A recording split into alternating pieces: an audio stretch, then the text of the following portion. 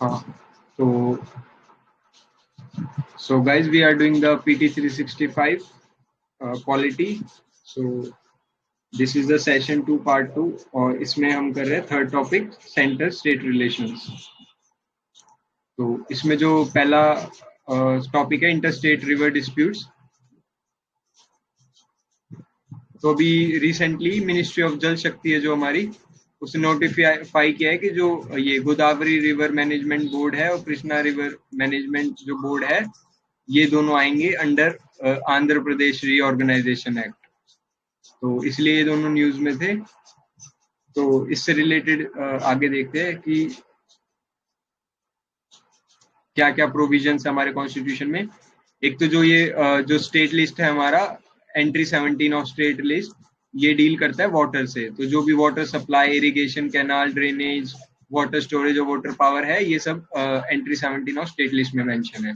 और एक entry 56 of union list, इसमें मेंशन है कि it gives the power to union government for the regulation and development of interstate rivers and river valleys। तो ये है इसमें। और फिर एक इससे ही रिलेटेड आर्टिकल 262 है जो इम्पोर्टेंट है कि ये बताता है कि for the education of disputes और complaint relating to waters of interstate rivers. तो ये चीज याद रखना कि जो भी मैटर है, डिस्प्यूट है, कंप्लेन है, तो वो सब आर्टिकल 262 में होगा।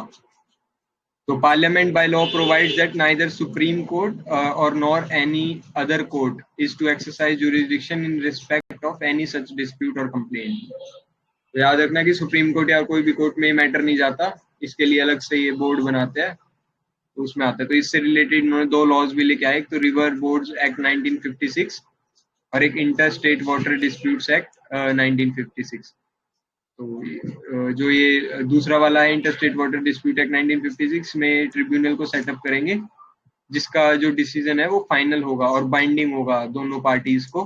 तो जो भी दो स्टेट्स है जिनके बीच में ये चल रहा है। और कौन सेटअप कर सकता है tribunal? Central government.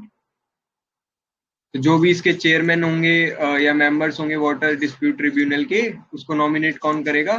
Chief justice of India. तो काफी इंपॉर्टेंट और अलग सा फैक्ट है, तो याद रखना ये। तो ये एक मैप दिया हुआ है कि कौन कौन से स्टेट्स में कौन कौन सी रिवर्स पे कंसर्न है, ये कि कौन सी रिवर्स कौन कौन से स्टेट से होके गुजर रही है। उसके लिए एक अच्छा मैप दिया हुआ है इन्होंने। अच्छा, जो ये पेरियार वाला जो था, इस पे एक डैम पे अभी इश्यू चल रहा है तमिलनाडु केरला में। उस डैम का क्या नाम है?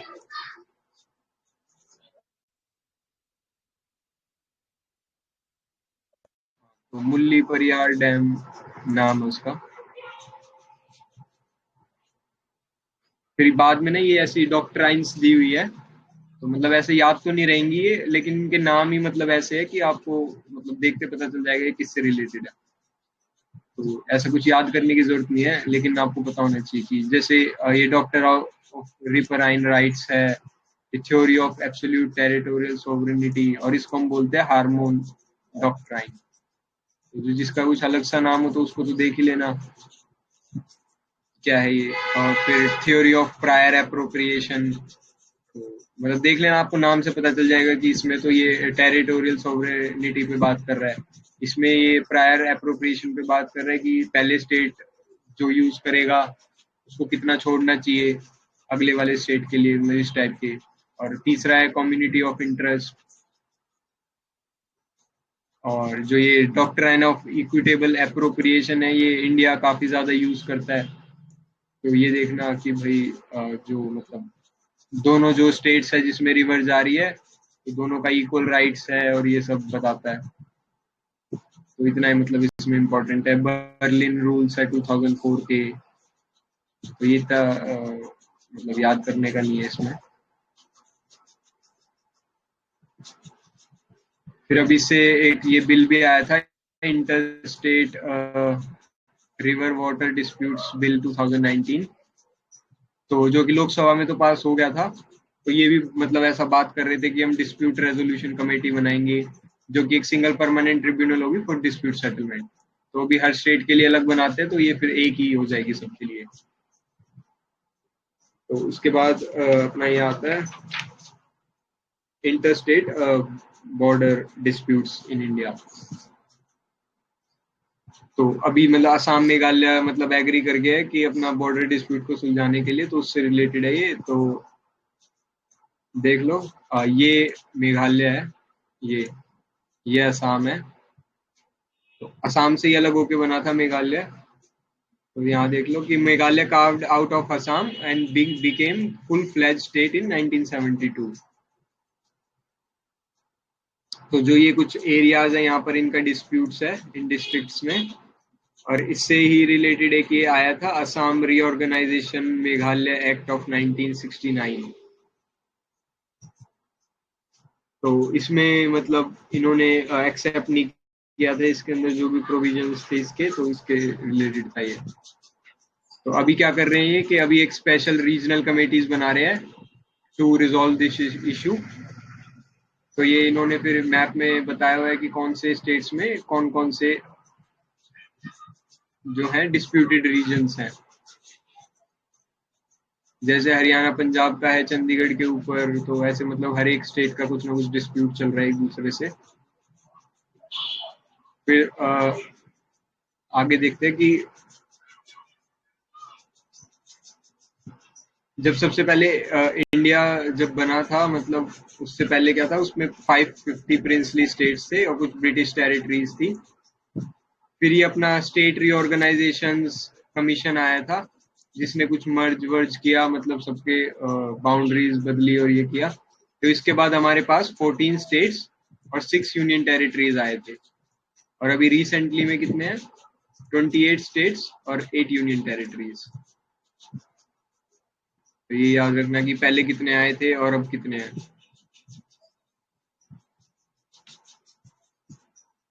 अच्छा, इसमें एक और क्वेश्चन था कि एक जोनल काउंसिल करके भी होती है ना, तो जोनल काउंसिल को कौन हेड करते हैं?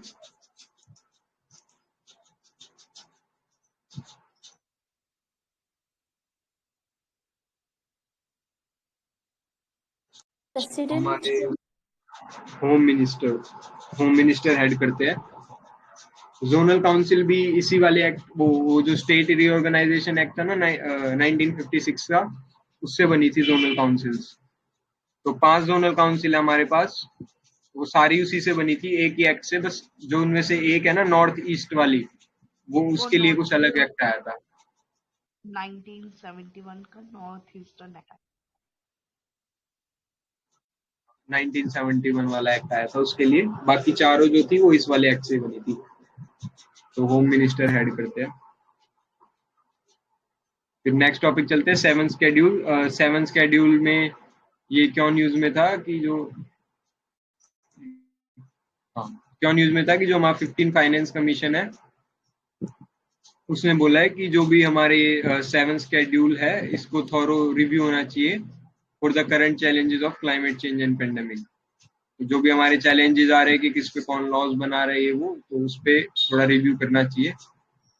तो सेवन स्केड्यूल से रिलेटेड कुछ चीजें बता रखी है, वो देखते हैं कि एक तो आर्टिकल 246 है जो कि पार्लियामेंट को पावर देता है और स्टेट लेजिस्लेचर्स को पावर देता है, और उनके मतलब कुछ कुछ सब्जेक्ट्स हैं, जैसे यूनियन लिस्ट है, स्टेट लिस्ट है और कॉन्करेंट लिस्ट है। और फिर जो इन तीनों लिस्ट में भी कवर नहीं होता तो वो फिर एक रेजिड्यूरी आता है, रेजिड्यूरी पावर्स उसमें चला जाता है। तो वो भी पावर यूनियन के पास ही है। हाँ, तो इसमें बताया हुआ है कि मतलब इसमें जो भी नेशनल इंपॉर्टेंस के जो सब्जेक्ट्स है वो तो यूनियन को दिए हुए हैं, लोकल वाले स्टेट्स को दिए हुए हैं। तो एक सरकारिया कमीशन आया था, तो काफी इंपॉर्टेंट है। सरकारिया कमीशन ने बोला था कि जो भी नेशनल इंपॉर्टेंस के भी सब्जेक्ट्स नहीं है और जो लोकल कंसर्न के भी लिए नहीं है, उन्हें कॉन्करेंट लिस्ट में डाल दो, क्योंकि वो ग्रे एरिया है कॉन्स्टिट्यूशन का। तो क्या रेशनल है मतलब ऐसा सेवन शेड्यूल का कि एक तो ये यूनिटी एंड इंटीग्रिटी बनाए रखता है इंडिया की, कोऑपरेटिव फेडरलिज्म की स्पिरिट को जगाए रखता है, प्रोविंशियल ऑटोनॉमी देता है, बैलेंस्ड इकोनॉमिक डेवलपमेंट और एनेबलिंग रिस्पॉन्सिव गवर्नेंस। तो ये देख लेना। फिर 3 जो हमारी लिस्ट है इसके अंदर, एक तो यूनियन लिस्ट है जिसको हम लिस्ट 1 भी बोलते हैं। इसकी जो सारी पावर्स है वो पार्लियामेंट के पास है। क्या क्या सब्जेक्ट्स आते हैं, मतलब defence, foreign affairs, railways, banking, जो मतलब काफी इंपॉर्टेंट है इंडिया के लिए, वो सब इसमें आ जाएंगे। तो सबसे पहले 97 सब्जेक्ट्स थे इनिशियली, अब 100 हो गए हैं। और स्टेट लिस्ट, लिस्ट टू भी बोलते हैं, इसकी पावर है स्टेट लेजिस्लेचर के पास। Public order, police, public health, sanitation, betting and gambling, ये देखना इंपॉर्टेंट चीज है, बैटिंग एंड गैम्बलिंग भी स्टेट लिस्ट में आता है। ओरिजिनली 66 थे, अब कम होके 61 हो गए हैं। फिर आता है तीसरा कॉन्करेंट, जिसमें पार्लियामेंट और स्टेट लेजिस्लेचर दोनों के पास है। Education, population control, family, criminal law, wild life, animals, forest, ये सब इसमें आता है। ओरिजिनली 47 थे, अब बढ़ के 52 हो गया। तो इसमें एक अमेंडमेंट हुआ था लिस्ट में, जिसमें कि जो हमारे स्टेट लिस्ट के कुछ जो कम हुए हैं ना, और इसमें बढ़ गया, तो ये वाले जो 5 इसके सब्जेक्ट थे स्टेट लिस्ट के, कॉन्करेंट लिस्ट में डाल दिए गए थे। तो कौन सा अमेंडमेंट था वो? 42nd Constitutional Amendment 1976। Correct ma'am, 42nd था। तो उसमें 5 सब्जेक्ट डाल दिए गए थे, एजुकेशन, फॉरेस्ट, और एक ये वाइल्ड एनिमल्स वाला था, और एक वो था जस्टिस से रिलेटेड था, और एक और था, एक और था कोई,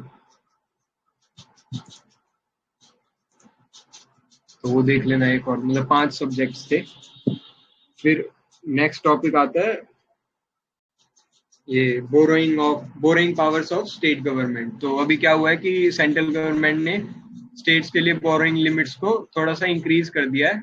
3% था पहले, अब उसको बढ़ा के 5% कर दिया। तो वो जो भी 5% किया है, उसमें से उन्होंने बोला है कि जो 1% होगा ना, तो वो तो सिर्फ इन 4 चीजों पे खर्च होना चाहिए, जैसे कि 1 nation 1 ration card, ease of doing business, power distribution, और अर्बन लोकल बॉडी रेवेन्यूज। तो इन पे खर्च होना चाहिए। तो इसमें क्या करेंगे वो, कि मतलब इसको वो एडिशनल फंड्स देंगे स्टेट्स को। तो इसमें 23 स्टेट्स को इतना 1 लाख करोड़ का फंड मिला है। तो एक ये FRBM एक्ट आया था हमारा उससे पहले, ये 2003 में। तो ये क्या करता है, गवर्नमेंट का जो भी फिस्कल डेफिसिट है उसे रिड्यूस करने की कोशिश करता है, उसके लिए टारगेट्स बनाता है। तो पहले मतलब इसका अभी टारगेट क्या है 21-22 का, कि हमें 6.8% ऑफ GDP का फिस्कल डेफिसिट रखना है, और इसको फिर रिड्यूस करना है 4.5 तक बाय 2025 और 26। तो ये याद रखना।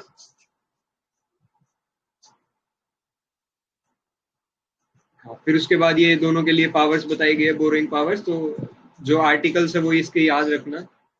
एक तो आर्टिकल 292 है इससे रिलेटेड, और एक आर्टिकल 293। तो ये PYQ भी है इसका। तो जो आर्टिकल 292 है वो इसमें सेंट्रल गवर्नमेंट के पास अनरिस्ट्रिक्टेड पावर है कि वो कितना भी बोरो कर सकते हैं, और उस पर पार्लियामेंट लिमिट लगाएगा। लेकिन जो स्टेट के पास जो पावर है वो लिमिटेड है। तो दूसरा है इसमें कि जो अपना सेंट्रल गवर्नमेंट है वो तो कहीं से भी लोन ले सकता है, इंडिया से भी और बाहर से भी। लेकिन जो स्टेट गवर्नमेंट है वो सिर्फ डोमेस्टिकली, मतलब इंडिया से ले सकता है लोन्स, अंदर से ही। और जो तीसरा है, कोई और रिस्ट्रिक्शन इस पे है नहीं, लेकिन इस पे है बाकी रिस्ट्रिक्शन भी, कि इसको एक तो कंसोलिडेटेड फंड ऑफ स्टेट है, उसकी सिक्योरिटी पे ही इसको लोन मिलेगा। दूसरा कि अगर इन्होंने अगर मतलब ऐसा लोन ले रखा है सेंट्रल गवर्नमेंट से, तो क्या होगा कि मतलब अगर ये कहीं बाहर से लोन लेना चाहेंगे तो इनको पहले परमिशन लेनी पड़ेगी सेंट्रल गवर्नमेंट की। तो ये अभी मतलब न्यूज में भी था काफी, क्योंकि बजट में ऐसा मतलब वो बोला गया था कि ये स्टेट्स को 50 इयर्स का लोन देंगे, और वो 50 इयर्स में ही चुकाना है। तो उससे पहले अगर उनको कहीं से भी लोन लेना तो सेंट्रल गवर्नमेंट की परमिशन लेनी पड़ेगी। तो इसलिए ये न्यूज में था।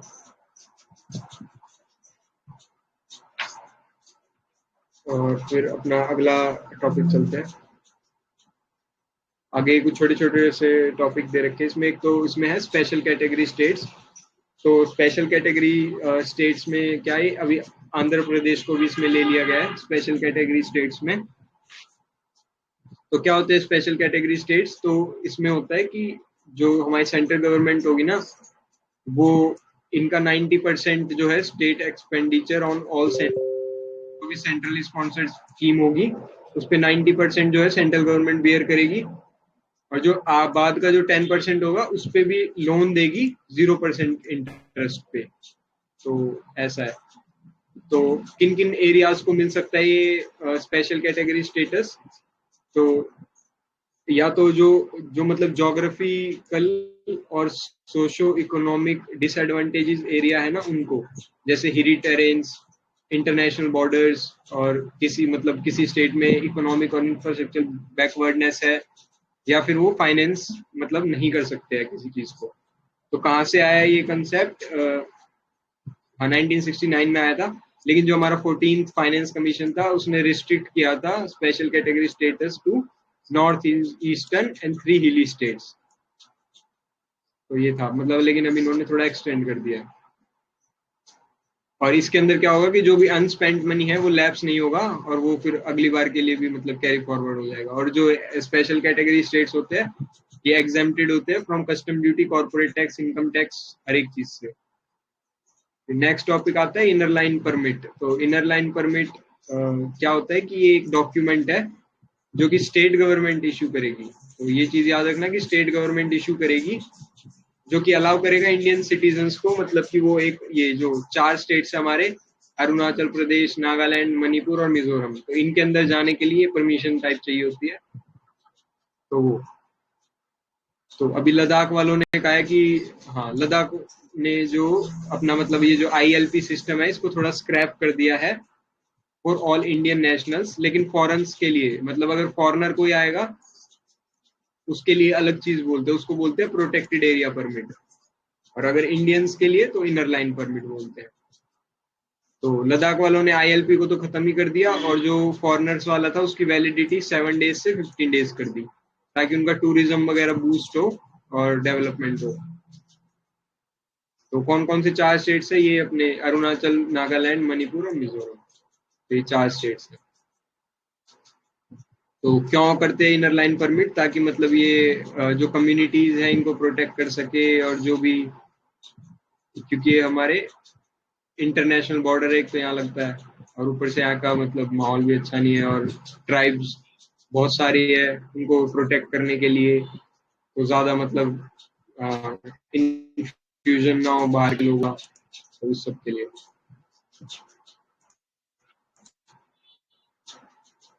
तो कहाँ से आया ये कंसेप्ट? आया था Bengal eastern frontier regulation act 1873 से। तो उस टाइम पे ब्रिटिश ने शुरू किया था ये, तो उसके बाद ही मतलब वहीं से कंसेप्ट आया था कि हमें भी ऐसा मतलब रिस्ट्रिक्शन टाइप लगाना चाहिए। नेक्स्ट टॉपिक है फॉर्मेशन ऑफ न्यू डिस्ट्रिक्ट्स। तो फॉर्मेशन ऑफ, अभी ये मतलब पंजाब अपना एक नया डिस्ट्रिक्ट बना रहा है, तो उससे रिलेटेड है। तो डिस्ट्रिक्ट क्रिएट करने की पावर तो स्टेट गवर्नमेंट के पास ही है, तो स्टेट गवर्नमेंट कुछ भी क्रिएट या वो कर सकता है। हाँ, और स्टेट जो गवर्नमेंट है वो मतलब कहीं का नाम, किसी डिस्ट्रिक्ट का, रेलवे स्टेशन का, ये सब भी चेंज कर सकता है, और but it requires a no objection certificate from a number of other ministries such as ministry of earth science, IB और डिपार्टमेंट ऑफ पोस्ट। तो अगर कुछ चेंज करना है तो इन सारे डिपार्टमेंट से परमिशन चाहिए, लेकिन कर स्टेट गवर्नमेंट ही सकती है। लेकिन अगर स्टेट की फॉर्मेशन करनी है तो वो पावर है पार्लियामेंट के पास। तो उसमें क्या होगा कि हाँ, ये आर्टिकल 2, 3 और 4 है, तो ये रिलेटेड हमारे नया स्टेट या कुछ बनाना है हमें। तो जो अपना आर्टिकल 2 है वो तो अगर हमें कोई नया स्टेट बनाना है जो मतलब पहले यूनियन में नहीं था, तो उससे रिलेटेड है। और आर्टिकल 3 है अगर हमें सिर्फ इंटरनली कुछ एडजस्टमेंट करनी है स्टेट्स में, तो उससे रिलेटेड है।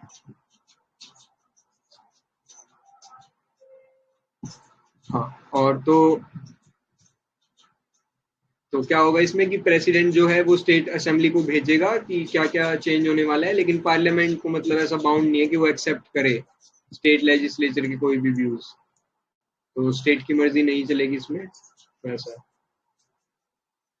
और जो ये मतलब ऑल्टरेशन ऑफ बाउंड्रीज है, ये आर्टिकल 368 के अंदर नहीं आता।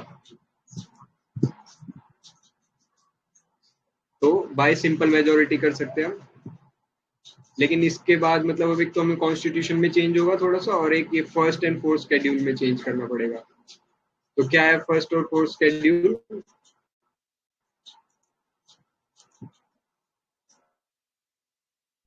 Union of states. First continue निशा।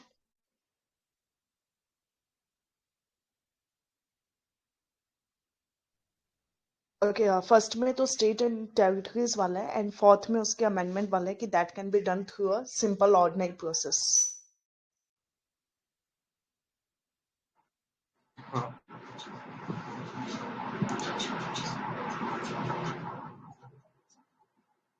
फिर आता है अगला सिस शेड्यूल। सिस शेड्यूल क्या है कि अभी मतलब लद्दाख ने डिमांड किया है कि हमें सिस शेड्यूल में डाल दो, तो उससे रिलेटेड है। तो सिक्स शेड्यूल जो है वो ट्राइबल एरियाज के एडमिनिस्ट्रेशन से रिलेटेड है। तो 4 स्टेट्स आते हैं इसके अंदर, असम, मेघालय, त्रिपुरा, मिजोरम। तो याद रखना एटीएम मनी नहीं है, मतलब मनी मतलब मिजोरम, ओ सॉरी मनी मतलब मणिपुर, मतलब वो नहीं होगा लेकिन मिजोरम होगा। तो ये सब आता है आर्टिकल 244 सब क्लॉज 2। तो ये मतलब जो it also allows the constitution for creation of autonomous districts and councils with higher autonomy to frame provisions to safeguard land and employment and cultural identity of the local population। तो इसी के अंदर ये अपने लगते हैं, मतलब इसके अंदर हम ऑटोनोमस डिस्ट्रिक्ट काउंसिल भी सेटअप कर सकते हैं। अच्छा, जो पीसा एक्ट है हमारा, वो भी इसी शेड्यूल लगता है क्या? नो, 6 पे नहीं लगता है। फिफ्थ शेड्यूल के स्टेट्स के लिए आता है ना। वो फिर शेड्यूल के स्टेट्स पे लगता है। तो ये है इसमें।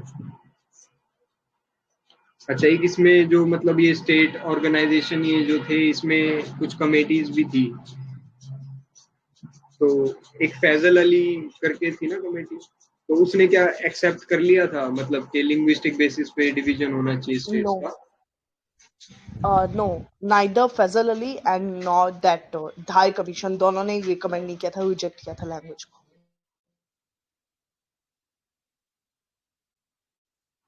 आई थिंक जो धार वाला था ना उसने तो रिजेक्ट कर दिया था, लेकिन फैजल अली ने एक्सेप्ट किया था। लेकिन फैजल अली ने वो जो बेसिस पे वन एक लैंग्वेज स्टेट वन में फॉर्मेशन हुआ था शायद।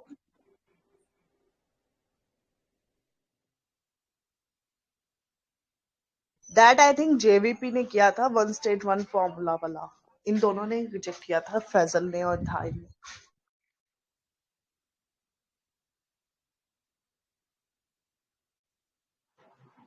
एक सेकंड में चेक कर लेता हूँ।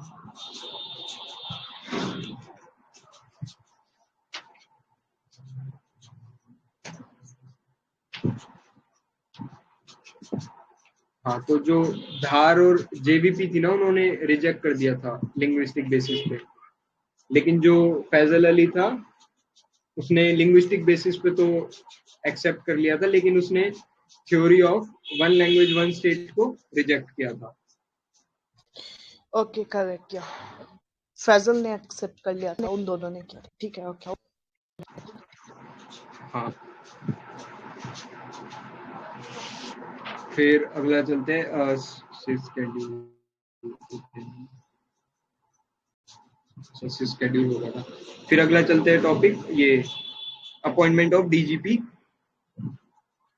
तो जो अपॉइंटमेंट ऑफ डीजीपी, अभी सुप्रीम कोर्ट ने बोला है कि जो जो भी अपॉइंटमेंट होगी डीजीपी की, वो ये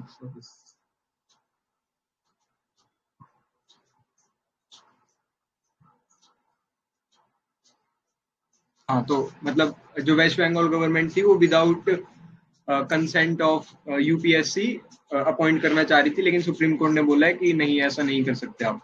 तो उन्होंने उनके एप्लीकेशन को ही रिजेक्ट कर दिया। तो पुलिस जो है वो स्टेट सब्जेक्ट है। और इससे रिलेटेड एक ये प्रकाश सिंह केस आया था फेमस। तो क्या बोला था इन्होंने कि हाँ, ये चीजें बोली थी, ये 5 चीजें बोली थी कि मतलब 2 ईयर का ये डीजीपी का टेन्योर होना चाहिए और ये सब देख लेना। तो इसमें क्या था कि जो भी स्टेट नाम देगा डीजीपी के, वो यूपीएससी के पास जाएंगे, फिर वो यूपीएससी उसमें से 3 कैंडिडेट्स को चूज करेगा उन सारे नाम्स में से, और फिर वो नाम दोबारा स्टेट के पास जाएंगे और फिर स्टेट उनमें से एक को चुन सकता है बेस्ड ऑन मैक्सिमम मतलब क्वालिफिकेशन और एक्सपीरियंस। और एक चीज इसमें है कि जो कैंडिडेट वो चूज करेंगे has a minimum of 6 months of service left, मतलब 6 महीने तो उसका सर्विस लेफ्ट मतलब बचना ही चाहिए उसका सर्विस पीरियड, जब भी कर सकते हैं। तो इस केस में सुप्रीम कोर्ट ने ये 7 डायरेक्टिव्स दिए थे, ये सातों, तो ये देख लेना। और इसमें मतलब पुलिस रिफॉर्म्स की बात करी गई थी कि कैसे कैसे पुलिस रिफॉर्म्स होने चाहिए और ये सब, तो ये है इससे रिलेटेड। अच्छा, जो इसमें यूपीएससी आया है, तो यूपीएससी का वो क्या होता है, टर्म कितने इयर्स का होता है? 6 565, 5 years, 65 age. 665 होता है।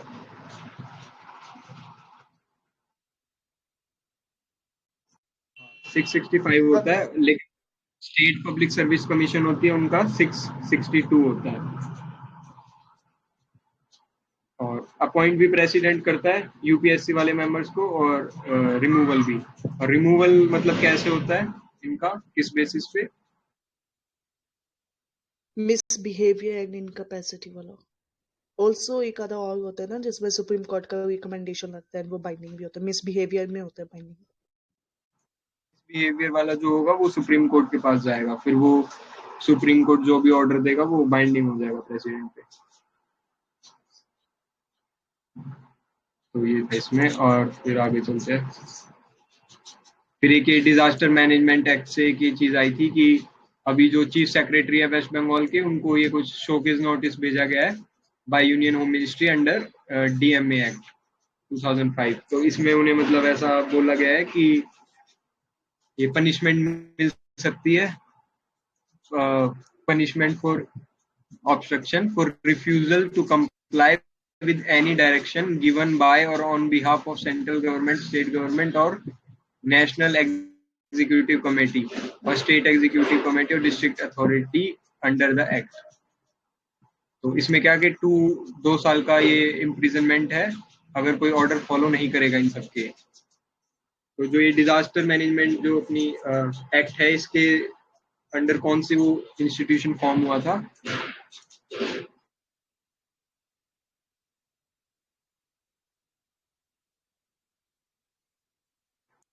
National disaster management authority form हुई थी। तो कौन हेड करता है उसको, नेशनल डिजास्टर मैनेजमेंट अथॉरिटी को? पीएम। हाँ, पीएम उसके एक्ट जो चेयरमैन होते हैं। लेकिन वो कौन सी मिनिस्ट्री के अंडर आता है एनडीएम में? Home affairs. होम अफेयर्स के अंडर आता है। तो बस यही इसमें थोड़ी अलग सी चीज थी। फिर अगला है डिस्ट्रिक्ट लेवल कमेटीज। तो इसमें अभी ये मिनिस्ट्री ऑफ पावर ने बोला है कि ये डिस्ट्रिक्ट लेवल कमेटीज बनाई जाए for to see all the power related schemes of the union government. तो उससे रिलेटेड है ये। तो इसमें जो चीजें याद रखने की है कि all the states and union territories have to notify and ensure establishment of district electricity committees under intimation to Ministry of Power। जो कमेटी होगी उसके अंदर कौन कौन होगा? एक तो एमपी होगा और चेयरपर्सन के तौर पे, और बाकी जो अदर एमपीज है वो को चेयरपर्सन होंगे, और जो डिस्ट्रिक्ट कलेक्टर है वो मेंबर सेक्रेटरी होगा। तो ये याद रखना कि इसके ये मेंबर्स हैं। और उससे पहले भी मतलब हाँ, अभी एक जो नई स्कीम आई थी ना, रीवैम्प डिस्ट्रीब्यूशन सेक्टर स्कीम, तो जो ये तीनों स्कीम्स हैं, जो बाकी स्कीम्स हैं जैसे ये दीनदयाल उपाध्याय वाली, ये आईपीडीएस और प्रधानमंत्री सह सौभाग्य स्कीम, इन तीनों स्कीम्स को इसके अंदर ये एक अम्ब्रेला स्कीम आ गई है, तो इसके अंदर आ गई है ये सब। अभी अभी नई आई थी ये रीवैम्प डिस्ट्रीब्यूशन सेक्टर स्कीम। तो इसमें 2 टाइप की चीजें होंगी, एक तो रिफॉर्म बेस्ड स्कीम है ये, और एक रिजल्ट लिंक्ड स्कीम है। तो इसमें जो चीज याद रखने की है वो ये है कि इसमें जो भी फाइनेंशियली हेल्प मिलेगी या ऑपरेशनल जो भी हेल्प मिलेगी वो सिर्फ PSU मतलब जो गवर्नमेंट ओन्ड डिस्कॉम्स हैं उनको मिलेगी। तो इसमें जो प्राइवेट सेक्टर डिस्कॉम्स हैं उनको एक्सक्लूड किया गया है। तो ये चीज याद रखना कि इनको कोई फाइनेंशियल असिस्टेंस नहीं मिलेगी स्कीम के अंदर। तो यही इसमें इम्पोर्टेंट था। तो हमारा ये वाला पार्ट कंप्लीट हो गया है। So thank you guys for joining this session. From next session we will take the next topic.